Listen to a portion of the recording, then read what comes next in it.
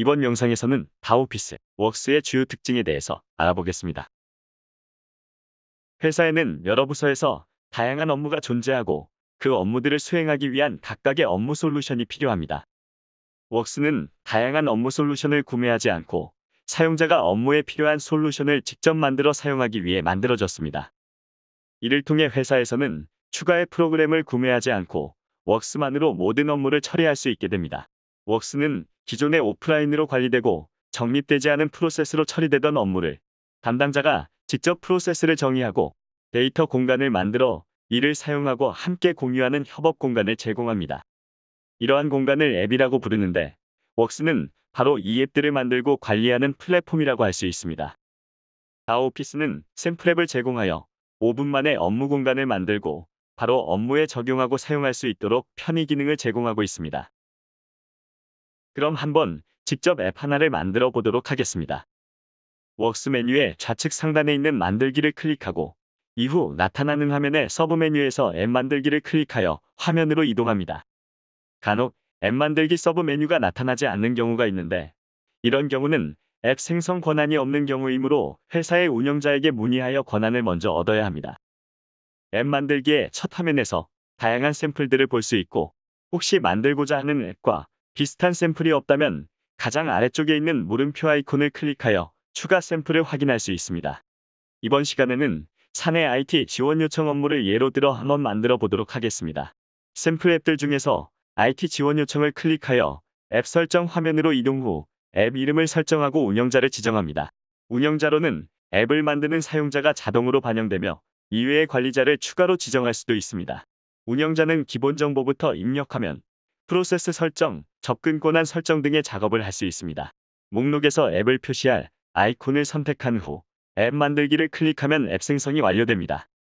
이 상태로 바로 사용할 수도 있지만 추가적인 설정을 통해 원하는 대로 변경하는 것이 가능합니다. 하나씩 차례대로 설정을 해보도록 하겠습니다. 입력 화면은 앱 화면을 직접 디자인할 수 있으며 등록할 데이터의 항목과 속성을 지정할 수 있습니다. 왼쪽 입력 항목에서 입력할 데이터의 항목을 속성별로 선택 후 오른쪽 화면에 드래그 앤 드랍 방식으로 추가합니다.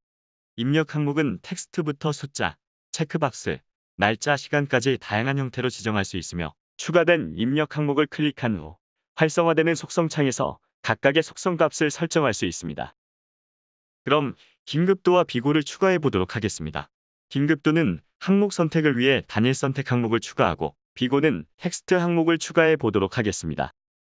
두 항목을 신청 정보 영역에 적절히 배치한 후 각 항목을 클릭하여 세부 항목을 설정합니다. 먼저 항목의 이름을 긴급도로 변경하고 선택을 위한 세부 항목의 값을 상중하로 변경합니다. 이어서 비고 항목은 이름을 비고로 수정합니다. 페이지 맨 아래쪽에 저장 버튼을 클릭하면 지금까지의 작업 내용이 저장되어 앱 화면에 반영됩니다. 다음은 목록 화면 설정 방법입니다. 목록 화면 설정 페이지에서는 앱 화면에 보여지는 데이터의 항목을 설정할 수 있습니다. 먼저 차트는 엑셀처럼 데이터의 추세 또는 요약 정보를 빠르게 확인할 수 있는 그래프를 추가하는 기능입니다. 지원하는 차트 유형으로는 막대형, 꺾은선형, 원형, 속도 이렇게 4가지이며 이름과 타입을 지정하여 차트를 추가할 수 있습니다. 추가된 그래프는 차트 미리 보기를 통하여 확인할 수도 있습니다. 목록 화면은 앱 화면에서 등록된 데이터 중 표시할 항목과 순서를 지정할 수 있습니다. 목록 화면의 추가를 통해 화면에 표시할 항목을 지정하고 이 항목들을 드래그 앤 드랍으로 배치할 수 있습니다. 다음은 프로세스 설정입니다. 프로세스는 대기, 진행, 완료와 같은 데이터의 상태 변화를 의미합니다. 이러한 프로세스는 앱의 운영자가 직접 정의하며 상태 변화의 흐름을 설계할 수 있습니다.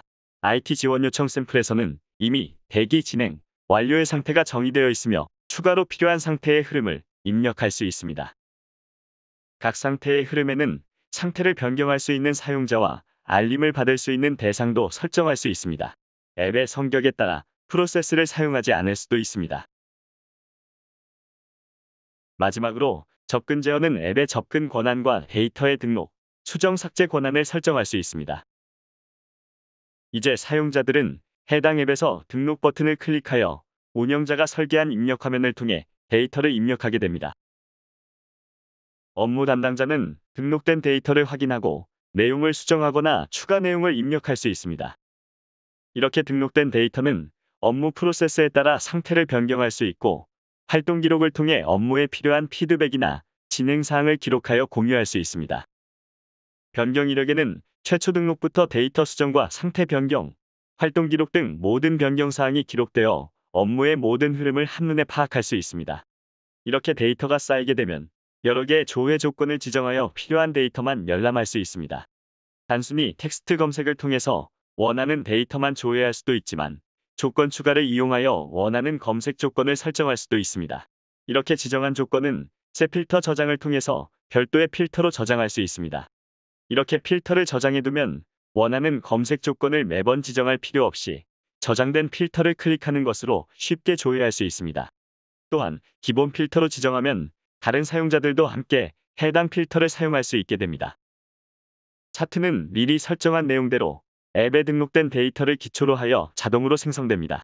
이때 모든 데이터 기준으로 생성되는 게 아니라 현재의 목록에 맞는, 즉 필터에 따라 조회된 데이터 목록으로 만들어지게 됩니다.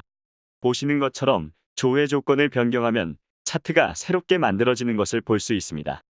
차트 유형 중에서 세로막대 그래프는 항목별 누적 데이터를 비교할 때 유용하며 꺾은 선 그래프는 기간에 따른 추이를 확인할 때 유용합니다. 원형 그래프는 전체 중 항목별 비율을 비교할 때 효율적이며 속도계 그래프는 목표치를 설정 후 특정 항목의 달성치를 확인할 때 사용할 수 있습니다. 이런 차트를 통해 누적된 데이터에 대한 요약 정보나 분석 정보를 빠르게 확인할 수 있습니다.